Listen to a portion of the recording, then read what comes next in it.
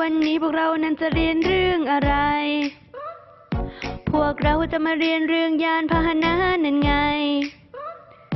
เครื่องบินรถยนต์จักรยานหรือจะเป็นรถไฟ ถ้าเธอไม่รู้อะไร เดี๋ยวบอกให้รู้เอาไหม รถยนต์มียี่ห้อหนึ่งนั้นที่ชื่อว่าสปอร์ต ขับแล้วสบายใจฉันนั้นไว้ใจตลอด สี่ล้อวิ่งไปรถยนต์มันมีเยอะมากมาย รถยนต์นั้นวิ่งที่ใด วิ่งบนถนนใช่ไหมโอ้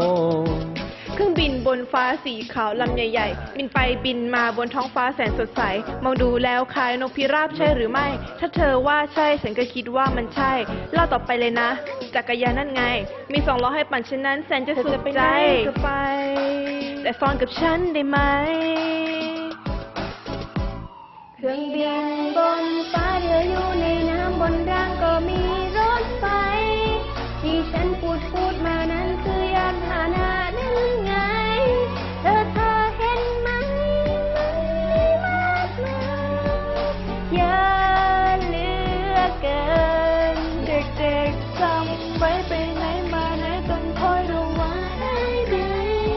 จะเดินไปไหนมาไหนมองซ้ายและขวาดีๆอย่ามัวเล่นกันและดูแลดีแล้วตัวเธอนั้นจะปลอดภัย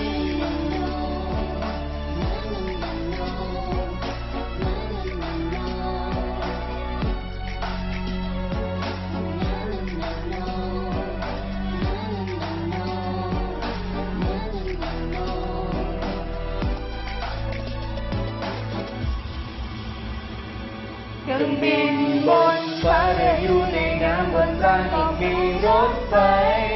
ที่ฉันพูดมานั้นคือยานพาหนะนั่นไง